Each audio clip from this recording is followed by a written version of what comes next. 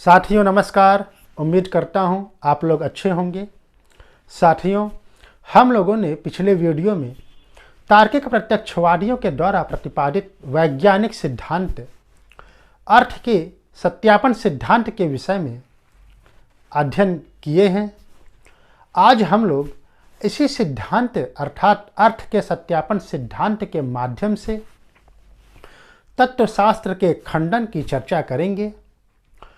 साथियों, तार्किक प्रत्यक्षवादियों ने किस प्रकार किस ढंग से तात्विक कथनों का खंडन और इसका निराकरण किया है, हम इसे जानने का प्रयास करेंगे, समझने का प्रयास करेंगे। साथियों, हम लोग शुरू करते हैं। प्रारंभ से दार्शनिक चिंतन में तत्वमीमांसीय चिंतन का वर्चस्व रहा है।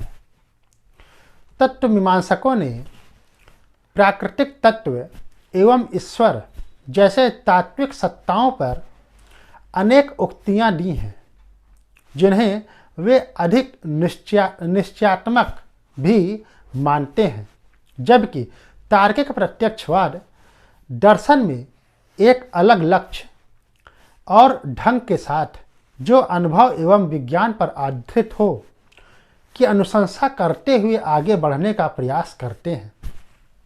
इसलिए निश्चय रूप से तत्वशास्त्र का निराकरण करना अर्थात एलिमिनेशन ऑफ मेटाफिजिक्स इस विचारधारा के लिए एक आवश्यक कार्य हो जाता है। साथियों, तत्वशास्त्र के निरसन का प्रयास दर्शन के इतिहास में और भी कई बार हो चुका है। विचारक कांट और ह्यूम के प्रयत्न काफ़ी हद तक सफल भी माने गए हैं। इनका आधार ज्ञान मीमांसीय होता है। इनका मानदंड हम क्या क्या जान सकते हैं होता है। ये विचारक प्रदर्शित करने का प्रयास करते हैं कि हमारे पास इन तात्विक सत्ताओं को जानने का कोई आधार उपलब्ध ही नहीं है। इसके विपरीत तार्किक प्रत्यक्षवाद एक अलग विधि और इन विचारकों से अलग दृष्टिकोण अपनाकर जिसका मापदंड हम किन विषयों पर अर्थपूर्ण ढंग से कथन कर सकते हैं होता है। तार्किक प्रत्यक्षवादी विचारक इस बात पर आपत्ति करते हैं कि तत्वशास्त्र में जो उक्तियां दी जाती हैं अथवा जो कथन किए जाते हैं वे उक्तियां अथवा कथन निरर्थक होते हैं, अर्थहीन होते हैं, व्यर्थ के कथन होते हैं। यही सिद्ध करने के लिए वे एक मानदंड अर्थात कथनों के अर्थपूर्णता के लिए कसौटी पर विचार करते हैं और फिर वे अर्थ के सत्यापन सिद्धांत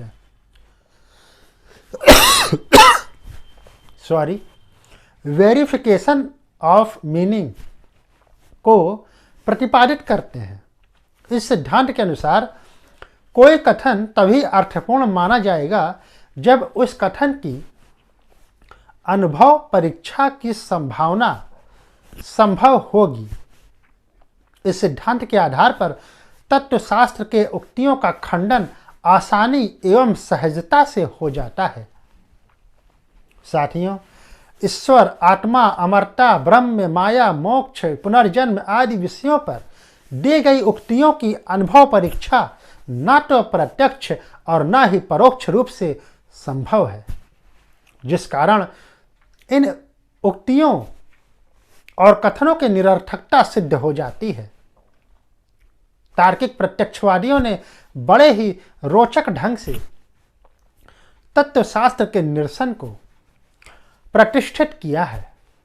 यहाँ रोचक बात यह है कि इन विचारकों ने तात्विक सत्ता को न ही स्वीकार किया है और न ही नकारा है।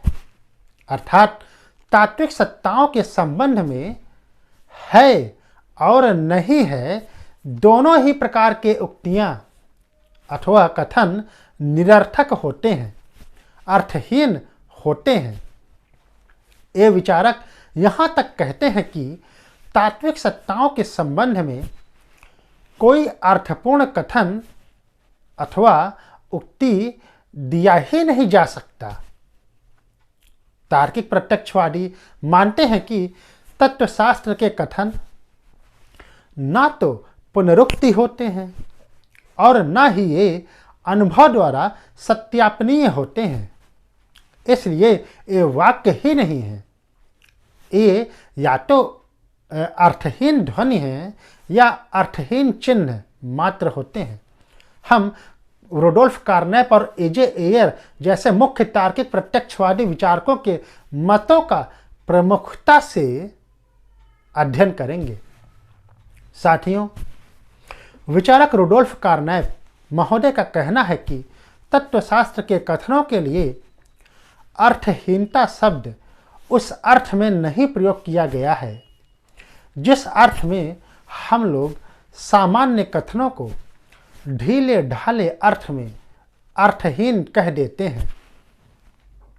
तत्वशास्त्र के कथनों को अर्थहीन कहने के पीछे का कारण इन कथनों का छद्म कथन यानी स्यूडो स्टेटमेंट होना है।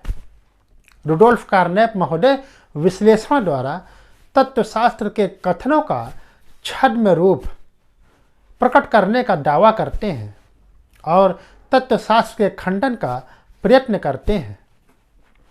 जैसा कि रुडोल्फ कार्नेप महोदय शब्द भंडार, वाक्बुलरी और वाक्य विन्यास यानी सिंटैक्स को भाषा के दो अंग स्वीकारते हैं और कथन के अर्थपूर्णता के लिए अर्थयुक्त शब्दों का वाक्य में उचित तार्किक नियमों के अनुरूप होना आवश्यक मानते हैं।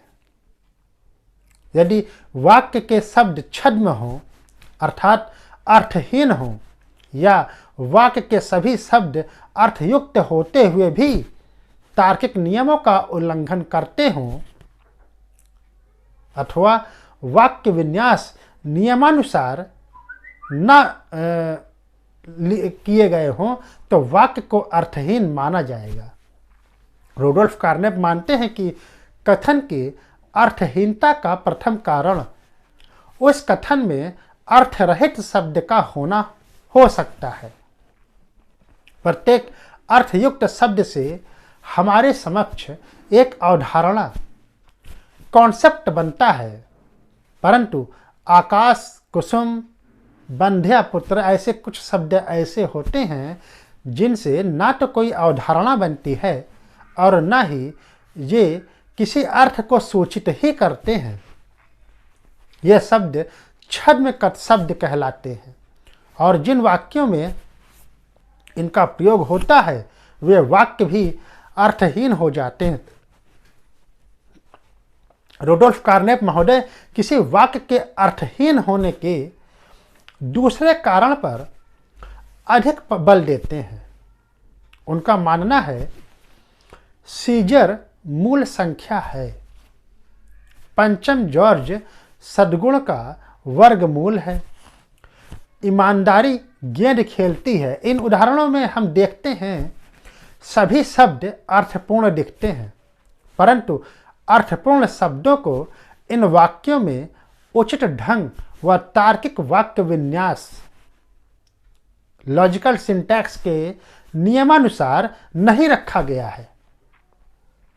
इन वाक्यों में व्याकरण के नियमों का भी उल्लंघन नहीं हुआ है, फिर भी यह सभी वाक्य निरर्थक हैं, अर्थहीन हैं, क्योंकि व्याकरण के वाक्य विन्यास के नियम और तार्किक वाक्य विन्यास के नियम दोनों अलग अलग होते हैं। इन कथनों के निरर्थकता का कारण यह है कि प्रत्येक अर्थपूर्ण शब्द की अपनी एक तार्किक शक्ति होती है, जिस कारण वह शब्द सभी प्रकार के शब्दों के साथ संबंधित नहीं हो सकता, बल्कि विशेष शब्दों के साथ ही संबंधित हो सकता है। जैसे सीजर शब्द की तार्किक शक्ति और मूल संख्या शब्द की तार्किक शक्ति दोनों एक दूसरे के अनुरूप नहीं है। भले ही व्याकरण के नियमों का उल्लंघन न हो, परंतु तार्किक वाक्य विन्यास के नियमों का इस वाक्य में उल्लंघन अवश्य हुआ है। इसी प्रकार अन्य दोनों वाक्यों जैसे ईमानदारी का गेंद के साथ खेलना, इन दोनों शब्दों की तार्किक शक्तियाँ भी एक दूसरे के अनुरूप नहीं है। इसी प्रकार पंचम जॉर्ज, वर्गमूल, सद्गुण, इन सभी शब्दों की अपनी अलग अलग तार्किक शक्तियाँ होती हैं और अलग अलग संदर्भ में व्यवहार में प्रयोग किए जाते हैं। इन वाक्यों में तार्किक वाक्य विन्यास के नियम का उल्लंघन हुआ है, जिस कारण तीनों वाक्य अर्थपूर्ण वाक्य की स्थापना नहीं करते हैं। इस प्रकार साथियों, यह सभी वाक्य छद्म वाक्य होते हैं। यह सभी वाक्य अर्थपूर्ण शब्द होते हुए भी और व्याकरण के नियमों का उचित पालन करते हुए भी तार्किक वाक्य विन्यास के नियम का उचित ढंग से प्रयोग न कर पाने के कारण कोई अर्थ सूचित नहीं करते हैं। अतः यह सभी वाक्य अर्थहीन हो जाते हैं। रुडोल्फ कार्नेप वाक्यों के अर्थहीनता के संदर्भ में अपने मूल स्वानुभव मूलक वाक्य प्रोटोकॉल प्रोपोजिशन का भी तर्क देते हैं। वे कहते हैं, उपर्युक्त तीनों वाक्यों का विश्लेषण करने के पश्चात भी हमें कोई स्वानुभव मूलक वाक्य नहीं प्राप्त होता है। अतः वे यहाँ सत्यापनीयता का सिद्धांत भी पर निर्भर हो जाते हैं। वे मानते हैं इन वाक्यों का अनुभव में भी सत्यापन का कोई आधार नहीं है।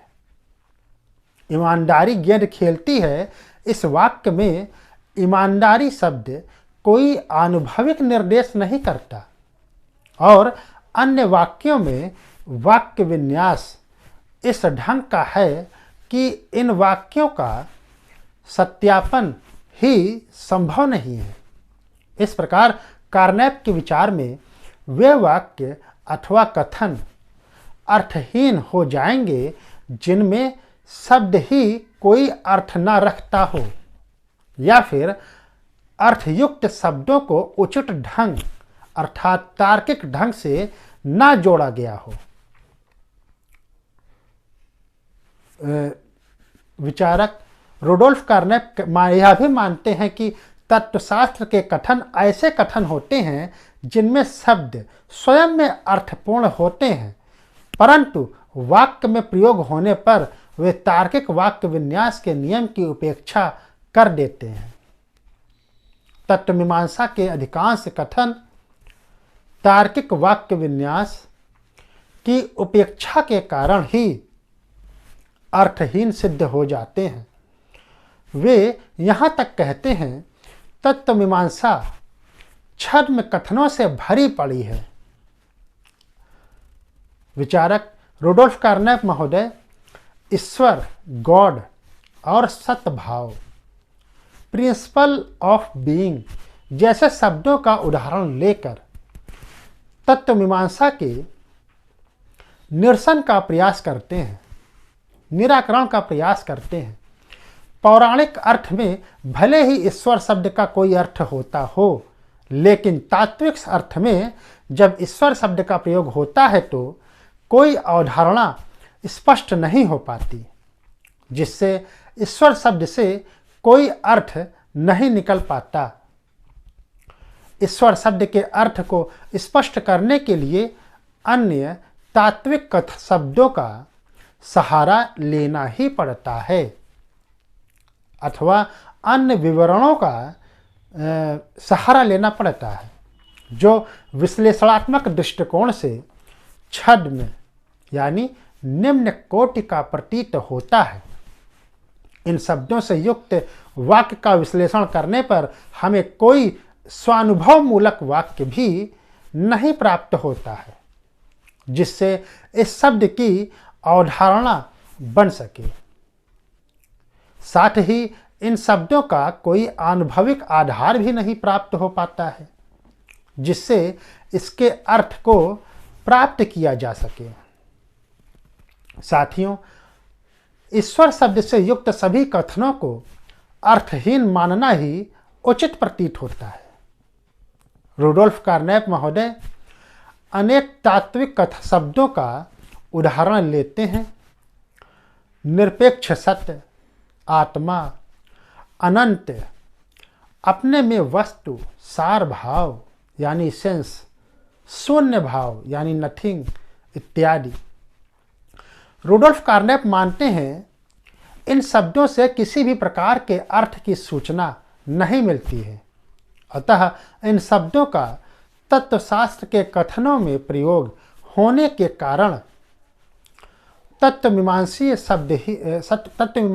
भाषा ही अर्थहीन हो जाती है। एक जगह पर रुडोल्फ कार्नेप महोदय हाइडेगर के तत्व दर्शन के कुछ मूल वाक्य को उदाहरण के रूप में लेकर यह स्पष्ट करने का प्रयास करते हैं कि तत्वमीमांसा के अधिकांश वाक्य तार्किक वाक्य विन्यास के नियम की उपेक्षा करने के कारण ही अर्थहीन हो जाते हैं। हाइडेगर का कथन है, nothing is prior to the not and negation और we know the nothing. Rudolf Carnap महोदय ने हाइडेगर के कथनों का विश्लेषण करने के पश्चात यह स्थापित करने का प्रयास किया है कि इसमें गलत ढंग से तार्किक नियमों की उपेक्षा करके एक कथन से दूसरे कथन को दिखाने का प्रयास किया गया है, जबकि इन्हें वास्तविक अर्थ में वाक्य कहना ही उचित प्रतीत नहीं होता है। रुडोल्फ कार्नेप महोदय कहते हैं, उपर्युक्त उदाहरण में नथिंग शब्द की तार्किक शक्ति का उल्लंघन हुआ है। इस शब्द को संज्ञा के रूप में प्रयोग किया गया है, जबकि न तो यह कोई नाम है और न ही यह किसी तत्व की ओर संकेत करता है। विचारक Rudolf Carnap nothing is prior to the not and negation को और वी नो द नथिंग को स्पष्ट करते हुए कहते हैं, यहाँ नथिंग को ठीक वैसे ही प्रयोग किया गया है जैसे सीजर शब्द को सीजर एक मूल संख्या है उदाहरण में प्रयोग किया गया है। स्पष्ट है नथिंग शब्द के तार्किक शक्ति की पूरी तरह से उपेक्षा की गई है। साथ ही नॉट निगेशन के पहले प्रियोर टू जोड़कर निगेशन के संज्ञा रूप की पुष्टि की गई है। स्पष्ट है कि शब्दों को उनकी तार्किक शक्तियों के प्रतिकूल अयुक्त ढंग से जोड़ने का प्रयास किया गया है। ये वाक्य किसी अर्थ को भी संकेत नहीं करते हैं, साथ ही इनसे कोई स्वानुभव मूलक वाक्य की भी उत्पत्ति नहीं प्राप्त होती है जिससे हम इनके सत्यापन द्वारा सत्यता और असत्यता निर्धारित कर सकें। अतः ये सभी वाक्य किसी भी अर्थ को सूचित नहीं करते हैं। रुडोल्फ कार्नेप महोदय का मानना है कि केवल उपर्युक्त उदाहरण से ही नहीं बल्कि तात्विक कथनों के सभी उदाहरण में ऐसा देखा जा सकता है। जिस तरीके से उपर्युक्त उदाहरण की अर्थहीनता स्पष्ट हो जाती है या हो रही है, वैसे ही सभी तात्विक उक्तियों और कथनों को अर्थहीन सिद्ध किया जा सकता है। इनका मानना है कि हाइडेगर की उक्तियों की तरह ही हेगल के उक्तियां भी अर्थहीन सिद्ध हो जाती हैं। विचारक कारनाप महोदय मानते हैं कि सभी तत्वमीमांसीय विचारक सभी तात्विक कथनों में है शब्द को व्यामिश्रता दोष के साथ प्रयोग करते हैं। वे है शब्द को कभी संयोजक के रूप में, जैसे मैं जाता हूँ, तो कभी अस्तित्व सूचक के रूप में प्रयोग करते हैं।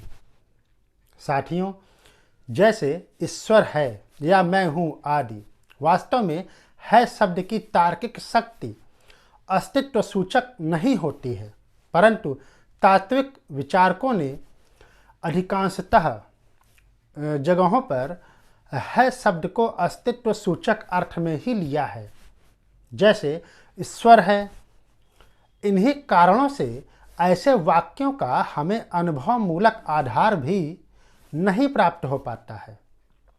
विचारक रुडोल्फ कार्नेप डेकार्ट के मूल वाक्य मैं सोचता हूँ इसलिए मैं हूँ, कॉजिटो एर्गो सम का भी विश्लेषण करते हुए स्पष्ट करते हैं कि इस कथन में भी तार्किक वाक्य विन्यास नियम का पालन नहीं हुआ है। इस कारण इस कथन का कोई वास्तविक अर्थ सूचित नहीं हो पाता है। इसलिए यह कथन भी अर्थहीन प्राप्त होता है। इस कथन में मैं हूँ द्वारा आत्मा के अस्तित्व को दर्शाया गया है, जबकि किसी नाम मैं के साथ है अस्तित्व शब्द को जोड़ना उचित नहीं है। अस्तित्व हमेशा विधेय के साथ जोड़ा जाता है। यह अपने में विधेय नहीं हो सकता। वैसे भी मैं हूँ वह है जैसे वाक्य अस्तित्व सूचक अर्थ नहीं प्रकट करते, बल्कि कुछ है जो इस प्रकार का है जैसे वाक्य अस्तित्व के तार्किक रूप को प्रकट करते हैं। इस तरह के वाक्यों से हमें अनुभव मूलक आधार भी प्राप्त हो जाता है। डेकार्ट ने अपनी उक्ति में इन बातों का ध्यान नहीं रखा है। इस उक्ति में दूसरा महत्वपूर्ण दोष भी विद्यमान है। जब डेकार्ट कहते हैं मैं सोचता हूँ इसलिए मैं हूँ, तो इस कथन में मैं सोचता हूँ से मैं हूँ निष्कर्ष प्राप्त करने की चेष्टा भी तार्किक वाक्य विन्यास के नियमों की अवहेलना करता है। साथियों, क्योंकि जब कोई सामान्य वाक्य जैसे या जिसके भीतर र नामक गुण विद्यमान है से जब हम कोई अस्तित्व सूचक कथन करते हैं, तो अस्तित्व का आरोपण विधेय माना कि जैसे र पर हो सकता है, ना कि उद्देश्य या पर। एक और उदाहरण लेकर इसे समझा जा सकता है। जैसे मैं अमेरिकन हूँ से मैं हूँ की स्थापना नहीं किया जा सकता।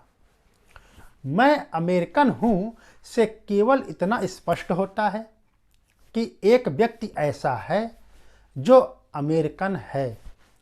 ठीक इसी प्रकार कथन मैं सोचता हूँ से केवल इस बात की पुष्टि होती है कि एक व्यक्ति ऐसा है जो सोचता है, परंतु इस कथन से मैं हूँ निर्गत नहीं होता है। साथ ही एक व्यक्ति ऐसा है जो सोचता है, इस कथन को स्व अनुभव मूलक वाक्यों में भी बदला जा सकता है। इस प्रकार विश्लेषण से स्पष्ट होता है कि यह कथन मैं सोचता हूँ इसलिए मैं हूँ अर्थहीन प्राप्त होता है। प्रायः यह भी देखा जाता है कि तात्विक कथनों में अवधारणाओं के प्रारूप भेद की उपेक्षा भी की जाती रही है। इसे एक उदाहरण से समझ सकते हैं। जैसे सीजर एक मूल संख्या है में दो प्रारूप, अर्थात पहला प्रारूप व्यक्ति का नाम सीजर है और दूसरा प्रारूप संख्या का नाम है को एक वाक्य में मिला करके इस वाक्य में दिखाया गया है, जबकि दोनों की तार्किक शक्तियां भी अलग अलग हैं, जिस कारण से यह निरर्थक सिद्ध हो जाता है। इसी प्रकार हम पाते हैं कि हाइडेगर और हेगल के लेखों में अधिकांशतः तात्विक कथन ऐसे ही मिलावटी कथनों से भरे पड़े हैं। जैसे सत्य बौद्धिक है में विधेय को अकारण ही ऐसे उद्देश्य के साथ जोड़ दिया जा गया है जिसके साथ जोड़ना उचित नहीं है, बल्कि ऐसे विधेय को एक विशेष प्रकार के उद्देश्य पर ही लगाना उचित प्रतीत होगा। परिणामतः ऐसे सभी वाक्य जो कोई अर्थ सूचित नहीं करते हैं, ऐसे कथन अर्थहीन ही होते हैं। रुडोल्फ कार्नेप के उपर्युक्त विश्लेषण से स्पष्ट होता है कि वे तीन प्रकार के कथनों को ही अर्थपूर्ण मानते हैं। पहले प्रकार के अंतर्गत वे कथन आते हैं जो स्वतः ही अपने रूप आकार के कारण सदैव सत्य होते हैं। ऐसे वाक्य नवीन ज्ञान नहीं देते हैं। गणित और तर्कशास्त्र के वाक्य इसी के अंतर्गत आते हैं। ऐसे वाक्यों को प्रसिद्ध विचारक विटगेनस्टाइन पुनरुक्ति वाक्य यानी टॉटोलॉजी कहते हैं और दार्शनिक विचारक कांट महोदय इन्हें पूर्णतया विश्लेषणात्मक निर्णय एनालिटिक जजमेंट कहते हैं। विचारक रुडोल्फ कार्नेप के अनुसार दूसरे प्रकार के अंतर्गत वे वाक्य आते हैं जो अपने रूप आकार के कारण सदैव असत्य रहते हैं। ऐसे वाक्यों को व्याघात कंट्राडिक्शन कहा जाता है। और तीसरे प्रकार के अंतर्गत वे वाक्य आते हैं जो सत्यापनीय होते हैं या जिनमें अनुभव की संभावना होती है, जिनकी सत्यता और असत्यता स्व अनुभव मूलक वाक्यों यानी प्रोटोकॉल सेंटेंसेस द्वारा स्थापित होती है। रुडोल्फ कार्नेप महोदय इन तीन प्रकार के वाक्य कथनों के अतिरिक्त अन्य सभी कथनों को निरर्थक कथन, अर्थहीन कथन मानते हैं। उनका मानना है कि अर्थपूर्ण कथन केवल इन्हीं तीन प्रकार के कथन होते हैं और तात्विक कथन इन तीन प्रकार के कथनों के अंतर्गत नहीं आते हैं।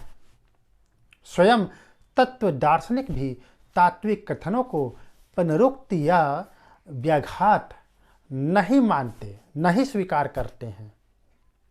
साथियों, तात्विक कथनों को हम अनुभव द्वारा सत्यापित नहीं कर सकते और न ही सत्यता और असत्यता निर्धारित कर सकते हैं। स्पष्ट होता है कि सभी तत्वमीमांसीय कथन अर्थहीन ही होते हैं। साथियों, एजे एयर इस तथ्य को मानते हैं कि दर्शन का समूचा इतिहास प्रायः तत्वमीमांसा का इतिहास रहा है। इसलिए उन्होंने अपने तत्वशास्त्र के निरसन के प्रयास में यह स्पष्ट करने का प्रयास किया है कि तत्वशास्त्र के कथनों के संदर्भ में कुछ भी अर्थपूर्ण ढंग से नहीं कहा जा सकता है। इस प्रकार एजे एयर का तार्किक अनुभववाद दर्शन में तत्वमीमांसा के निराकरण में अब तक के लिए किए गए प्रयासों से मौलिक रूप से अलग है। साथियों, इंग्लैंड के प्रसिद्ध तार्किक प्रत्यक्षवादी विचारक एजे एयर तत्वशास्त्र के निरसन का मूल आधार अपने सत्यापन सिद्धांत के आधार पर तात्विक कथनों को अर्थहीन सिद्ध करने का प्रयास करते हैं। एजे एयर शब्दों में निश्चय ही आनुभविक आधार वाक्यों से किसी इंद्रिय प्रत्यक्ष से परे वस्तु के गुणों या अस्तित्व तक के संबंध में कोई तर्क संगत अनुमान नहीं किया जा सकता। एयर मानते हैं ऐसे कथन जिनका इंद्रिय प्रत्यक्ष संभव है निश्चित रूप से तत्व मीमांसा के कथन नहीं हो सकते। उन्होंने अपने सत्यापन सिद्धांत में यह भी स्पष्ट किया है कि केवल विश्लेषणात्मक कथन और तथ्यात्मक कथन ही अर्थपूर्ण होते हैं। तत्व मीमांसा के कथन विश्लेषणात्मक नहीं होते हैं, क्योंकि विश्लेषणात्मक कथन वे कथन होते हैं जो कोई नवीन जानकारी नहीं देते हैं। यह पुनर्कथन मात्र होते हैं और इनसे उत्पन्न कथन भी पुनर्कथन ही होते हैं। कोई भी तत्वमीमांसीय विचारक भी यह स्वीकार नहीं कर सकता कि तात्विक कथन पुनर्कथन मात्र होते हैं। साथियों, और एक तत्व के विषय में कोई नई जानकारी भी नहीं देते हैं, बल्कि तात्विक विचारक यह मानते हैं कि तात्विक कथन सूचनात्मक होते हैं, वह ज्ञानात्मक भी होते हैं। इस प्रकार स्पष्ट है कि तात्विक कथन विश्लेषणात्मक कथन नहीं होते हैं। अब प्रश्न यह उठता है कि तात्विक कथन तथ्यात्मक होते हैं अथवा नहीं। यह तभी संभव है जब तात्विक कथन अनुभव में सत्यापनीय हो या उनके सत्यापन होने की संभावना हो। इस समस्या के समाधान के लिए एजे एयर महोदय एक तरकीब निकालते हैं, उपाय करते हैं। उनका मानना है कि किसी कथन के अर्थपूर्ण होने के लिए उस कथन में यह क्षमता होनी चाहिए कि वह दूसरे अन्य आधार वाक्यों से जुड़कर निरीक्षण वाक्य को आपादित कर सके, वह भी इस शर्त के आधार पर कि वह निरीक्षण वाक्य केवल उन आधार वाक्यों यानी उन अन्य आधार वाक्यों से न आपादित होता हो, उत्पन्न होता हो, न निकलता हो। यहाँ यह स्पष्ट कर देना आवश्यक है कि निरीक्षण वाक्य वे वाक्य होते हैं जो किसी अनुभव का विवरण देते हैं, लेकिन यह पाया गया है कि तत्वमीमांसीय कथन अर्थपूर्णता की इन शर्तों पर अथवा इन मानदंडों पर खरे नहीं उतरते। हम इसे एक उदाहरण के द्वारा समझ सकते हैं। जैसे आत्मा अमर है। जब हम इस वाक्य को किसी अन्य आधार वाक्य से जोड़ने का प्रयास करते हैं जिससे अनुभव में इस कथन की वास्तविकता या संभावना प्राप्त हो सके, तो ऐसे किसी आधार वाक्यों की प्राप्ति हमें नहीं होती है। इस प्रकार यह कहा जा सकता है, तत्वमीमांसीय वाक्य तथ्यात्मक या आनुभविक कथन भी नहीं होते हैं। इस प्रकार तात्विक कथन दोनों ही प्रकार के अर्थपूर्णता की कसौटी पर खरे नहीं उतरते हैं। एयर आगे कहते हैं कि तत्वमीमांसा के कथन शब्द जाल गिबेरिश रूपी कथन होते हैं। ऐसे कथन शब्दों का ऐसा जाल बनाते हैं जैसे व्यवहार में वे कोई अर्थ सूचित कर रहे हों, जबकि वह किसी अर्थ को सूचित नहीं कर रहे होते हैं। एयर ने तात्विक कथनों के इसी शब्द जाल रूप को विश्लेषित किया है। एयर एक उदाहरण लेते हैं, ईश्वर है, और इस कथन का विश्लेषण करते हैं। यह कथन तात्विक कथन तभी होता है जब यह किसी तात्विक शक्ति या तत्व या व्यक्ति को सूचित करता हो। प्रश्न है, क्या यह कथन अर्थपूर्णता की सभी कसौटियों को भी पूरा करता है? एयर कहते हैं कि यदि इसे विश्लेषणात्मक कथन माना जाए तो यह केवल पुनर्कथन मात्र रह जाता है, और इस वाक्य की स्थापना में प्रयुक्त सभी कथन पुनर्कथन ही होंगे, और इस कथन से निर्मित सभी कथन पुनर्कथन होंगे। साथियों, पुनर्कथन वाक्य सूचनात्मक या ज्ञानात्मक कथन नहीं माने जाते। इसलिए इस कोटि में ईश्वर है कथन को रखना उचित ही नहीं है। इस कथन के प्रतिपादनकर्ता भी इस वाक्य को पुनर्कथन नहीं मानते।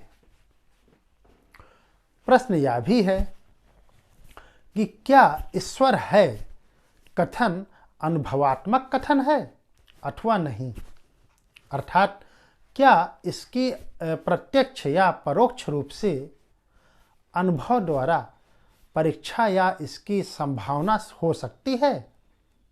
एयर यह मानते हैं कि इस कथन की प्रत्यक्ष अनुभव परीक्षा संभव नहीं है, क्योंकि इस कथन के प्रत्यक्ष अनुभव परीक्षा होने के लिए यह आवश्यक है कि यह अन्य आधार वाक्यों से मिलकर किसी निरीक्षण कथन को निगमित कर सके, बशर्ते केवल उन अन्य आधार वाक्यों से वह निरीक्षण कथन निगमित ना होता हो। परंतु हमें ऐसा कोई आधार वाक्य नहीं प्राप्त होता है, और न ही ऐसा संभव भी है। इस कारण एयर कहते हैं कि इसकी प्रत्यक्ष अनुभव परीक्षा की संभावना संभव नहीं है। अब प्रश्न यह है कि ईश्वर है कथन की क्या परोक्ष रूप से आनुभविक संभावना संभव है? जैसा कि तात्विक विचारक मानते हैं कि विश्व व्यवस्था के प्रयोजन की व कारक के रूप में इस कथन ईश्वर है की पुष्टि हो जाती है, परंतु यहाँ एयर सहमत नहीं है और कहते हैं यदि ईश्वर है कथन का अर्थ केवल विश्व में व्यवस्था प्रयोजन होता तो कथन को अर्थपूर्ण माना जा सकता था, परंतु ईश्वर है कथन से अनुभवातीत दैवीय सत्ता अथवा व्यक्तित्व की ओर संकेत किया गया है, जिसके बारे में न तो सत्य और न ही असत्य कहा जा सकता है, और न ही यह विश्लेषणात्मक कथन ही है और न ही आनुभविक कथन है। परोक्ष यानी अप्रत्यक्ष सत्यापन की एक शर्त और भी है। यदि यह कथन ईश्वर है को अन्य आधार वाक्यों के साथ जोड़ा जाए और निरीक्षण कथन निगमन की संभावना स्थापित किया जाए, बशर्ते उन अन्य आधार वाक्यों को विश्लेषणात्मक अथवा आनुभविक होना आवश्यक है, परंतु ऐसा भी इस कथन ईश्वर है के साथ किसी कथन को नहीं जोड़ा जा सकता। इस प्रकार यह कथन ईश्वर है कि न तो प्रत्यक्ष और न ही परोक्ष यानी अप्रत्यक्ष रूप से सत्यापन संभव हो पाता है, अतः यह कथन अथवा वाक्य अर्थहीन सिद्ध हो जाता है। साथियों, एयर यह मानते हैं कि उनका तत्व मीमांसा का निरसन अज्ञेयवादियों और निरीश्वरवादियों से भिन्न है, क्योंकि अज्ञेयवादी यह मानते हैं कि ईश्वर है को जानने या विश्वास करने के लिए हमारे पास यथेष्ट ज्ञानात्मक आधार उपलब्ध नहीं है, जबकि निरीश्वरवादी यह मानते हैं कि ईश्वर है, भले ही इस वाक्य की स्थापना संभावना न हो, लेकिन ईश्वर नहीं है इस वाक्य के स्थापना की संभावना अवश्य है। जबकि एयर निरीश्वरवादियों के इस वाक्य ईश्वर नहीं है को भी उतना ही निरर्थक मानते हैं जितना ईश्वर है कथन को मानते हैं। और अज्ञेयवादियों के इस बात से भी एयर बिल्कुल भी सहमत नहीं है कि ईश्वर है और ईश्वर नहीं है का वर्तमान में ज्ञानात्मक आधार अथवा साधन उपलब्ध नहीं है जिससे इनकी सत्यता और असत्यता निर्धारित की जा सके, बल्कि एयर इन दोनों ही कथनों को स्पष्ट रूप से निरर्थक मानते हैं। इसमें ज्ञानात्मक साधन उपलब्ध होने का कोई प्रश्न ही नहीं है। इस प्रकार एयर नए युक्ति के माध्यम से तत्व मीमांसा को नकारते हैं। एयर यह जानते थे कि तत्वमीमांसक ईश्वर के संदर्भ में प्राकृतिक शक्तियों के सूचक के रूप में, जैसे अग्नि, वर्षा, बिजली, वायु के रूप में प्रयोग कर सकते हैं, जिसके उत्तर में एयर कहते हैं इससे भी ईश्वर की सत्ता का बोध नहीं होता है, क्योंकि अग्नि, वायु, वर्षा, बिजली का हम अनुभव कर सकते हैं और इन पर आधारित उक्तियों से ईश्वर का संकेत नहीं होता है।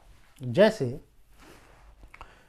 यहोवा क्रोधित है कथन का अर्थ केवल बिजली की चमक और गरज से है, तो कथन अर्थपूर्ण माना जा सकता है, परंतु धर्म दार्शनिक यहोवा शब्द को एक दैवीय शक्ति अथवा दैवीय व्यक्ति स्वीकारते हैं, जिसकी अनुभव परीक्षा की संभावना नगण्य है, शून्य है। इस प्रकार धर्म दार्शनिकों के दृष्टिकोण को माने तो यह वाक्य अर्थहीन ही सिद्ध होता है। इसी प्रकार एयर महोदय हाइडेगर के दर्शन का खंडन भी करते हैं और कहते हैं कि हाइडेगर, जिन्होंने नथिंग एक नाम दिया है जिसका प्रयोग अद्भुत रहस्यमय वस्तु का अभिधान करने के लिए किया जाता है, और अपनी तत्व मीमांसा को आधारित किया है, इसी भूल के शिकार हैं। एयर अपने विश्लेषण को आगे बढ़ाते हुए कहते हैं, तत्व मीमांसकों द्वारा मरणोपरांत जीवन से संबंधित कही गई उक्तियां, जैसे आत्मा अथवा पुनर्जन्म के संदर्भ में कही गई सभी उक्तियां, सभी कथन भी निरर्थक हैं, क्योंकि उनके सत्यता और असत्यता के संदर्भ में कुछ नहीं कहा जा सकता है। साथियों, वास्तव में किसी कथन के अर्थपूर्ण होने के लिए उसके सत्य या असत्य होने की संभावना होनी आवश्यक है। ईश्वर के संदर्भ में कही गई उक्तियों में ईश्वर को संज्ञा के रूप में प्रयोग किए जाने के कारण संबंधित सभी कथन अर्थहीन हो जाते हैं। फिर भी तत्वमीमांसक ईश्वर संबंधी कथनों को अर्थपूर्ण सिद्ध करने के लिए धार्मिक अनुभव, आध्यात्मिक अनुभव और अंतःप्रज्ञा आदि विशेष अनुभवों का सहारा लेकर इन कथनों की पुष्टि करने का प्रयत्न करते हैं, जबकि तार्किक प्रत्यक्षवादी विचारक तत्व मीमांसा को सत्ता के ज्ञान के रूप में मात्र निरर्थक ही मानते हैं और यह धारणा भी रखते हैं कि यदि तात्विक कथनों को संवेगों की अभिव्यक्ति के रूप में देखा जाए तो यह मूल्यवान हो सकता है, जैसे कि कला, छंद या कविता, और संगीत में इसकी अच्छी अभिव्यक्ति हो सकती है। तात्विक विचारक एयर पर यह भी आरोप लगाते हैं कि एयर ने इंद्रिय आश्रित अनुभव तक ही स्वयं को सीमित कर रखा है और अन्य विशेष अनुभवों पर ध्यान नहीं दिया है। एयर प्रत्युत्तर में यह कहते हैं कि यह सभी अनुभव हमारे साधारण अनुभवों की कोटि में नहीं आते। एयर एक और तत्वमीमांसीय शब्द सद्भाव, बीइंग का विश्लेषण करते हुए कहते हैं, इस शब्द पर तात्विक विचारकों द्वारा अनेक विवेचनाएं दी गई हैं, अनेकों प्रश्न किए गए हैं। इनका कारण यह है कि जो कथन गुण और लक्षण बताती है और जो कथन अस्तित्ववान होती है, इन दोनों ही प्रकार के कथनों में संज्ञा के बाद क्रिया का प्रयोग हुआ है, जैसा कि व्याकरण में होता है। और इसी व्याकरणीय समानता के आधार पर हमें यह भ्रम हो जाता है कि ये दोनों प्रकार के वाक्य तार्किक दृष्टि से भी समान हैं, परंतु ऐसा नहीं है। दोनों का तार्किक स्वरूप अलग अलग होता है। जैसे एक उदाहरण लेते हैं, शहीद कष्ट झेलते हैं। इस कथन में शहीद अस्तित्ववान शब्द नहीं है, लेकिन लगातार प्रयोग के कारण कोई भी इसे अस्तित्ववान समझ सकता है। विचारक कांट भी यह मानते हैं कि अस्तित्व कोई लक्षण अथवा गुण नहीं है जो किसी भी वस्तु पर आरोपित किया जा सके। इसी प्रकार सद्भाव से संबंधित कथनों की भी समस्याएं इसी प्रकार की हैं। वास्तव में अस्तित्व एक पृथक लक्षण है, परंतु तात्विक विचारकों ने इन कथनों का व्याकरणीय प्रयोग इस प्रकार किया है जो उन्हें कथन की सार्थकता की सीमा से बाहर कर देता है। इसी प्रकार एयर महोदय एक और तात्विक शब्द वास्तविक अनअस्तित्व अर्थात रियल नॉन एग्जिस्टेंस एंटिटी की चर्चा करते हैं। इस शब्द का प्रयोग प्लेटो का सामान्य सिद्धांत और हाइडेगर का शून्यता सिद्धांत, अंग्रेजी में कहें नथिंगनेस, में मिलता है। एयर महोदय मानते हैं कि ऐसे शब्द के बारे में सोचना भी भाषा के शब्द जाल के कारण होता है। जब हमें सामान्य अनुभव से उस शब्द सूचक कोई तत्व नहीं मिलता तो हम यह मान लेते हैं कि अन्य अनुभव जगत से परे जगत में उस शब्द का सूचक तत्व की सत्ता होगी और उसे वास्तविक भी मान लिया जाता है।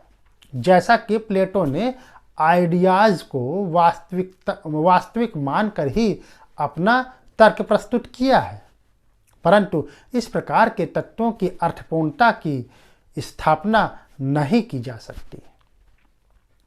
साथियों, यह ठीक उसी प्रकार है जैसे हम पौराणिक कथाओं में यूनिकॉर्न, एक सिंग वाला घोड़ा की चर्चा करते हैं और कहते हैं कि यह जंतु इस जगत में नहीं, देवलोक रूपी जगत में अस्तित्व रखता है। लेकिन अनुभव जगत में अस्तित्ववान और काल्पनिक दोनों साथ साथ होना आत्मव्याघातक है। साथ ही यह जंतु देवलोक में अस्तित्व रखता है। इस कथन की अनुभव परीक्षा की संभावना भी नहीं दिखलाई पड़ती। यह वाक्य न तो सत्य है और न असत्य है, बल्कि निरर्थक है, व्यर्थ है। लेकिन भाषीय शब्दजाल के कारण हम भ्रमित हो जाते हैं। हाइडेगर के शून्यता संबंधी विचार और उनके द्वारा प्रतिपादित कथन भी इसी कोटि के अंतर्गत दिखलाई पड़ते हैं। इस प्रकार एयर महोदय तत्वमीमांसकों और कवियों को एक श्रेणी में नहीं रखना चाहते। उनके शब्दों में तत्वमीमांसक की गिनती कवियों में करने की मान्यता इस आधार पर कि दोनों निरर्थक बातें करते हैं, कहना असत्य है। क्योंकि कवि के वाक्यों का शाब्दिक अर्थ होता है। तत्वमीमांसक भाषा के शब्दजाल को समझ नहीं पाते, जबकि कवि जब काल्पनिक शब्दों का प्रयोग करता है तो उन्हें यह पता होता है कि वे काल्पनिक अथवा शब्दजाल रूपी शब्दों का प्रयोग कर रहे होते हैं। परंतु तात्विक विचारकों को इसका ध्यान नहीं होता और ये व्याकरणीय भ्रांतियों में उलझे रहते हैं और अपने कथनों को अर्थपूर्ण समझने लगते हैं। साथियों, एयर महोदय स्पष्ट शब्दों में कहते हैं, जो कथन हमारे इंद्रिय अनुभव से परे की ओर संकेत करता है, कोई अर्थ नहीं रखता। अभिप्राय यह है, जिन्होंने भी इस प्रकार की सत्ता के वर्णन करने का प्रयास किया है, अर्थहीनता की उत्पत्ति में ही रहा और उनकी समस्याएं और उनकी विवेचनाएं सभी अर्थहीनता पर आधारित होती रही। साथियों, इस प्रकार तार्किक प्रत्यक्षवादी विचारकों ने तात्विक कथनों और ईश्वर, माया, ब्रह्म, पुनर्जन्म, मोक्ष जैसे शब्दों का खंडन किया है। आने वाले वीडियो में हम लोग तार्किक प्रत्यक्षवादी विचारकों के द्वारा प्रतिपादित विधि, तार्किक विश्लेषण विधि, जिसे दार्शनिक विश्लेषण विधि के नाम से भी जाना जाता है, का अध्ययन करेंगे। साथियों, इसी के साथ मेरा आप सभी को नमस्कार।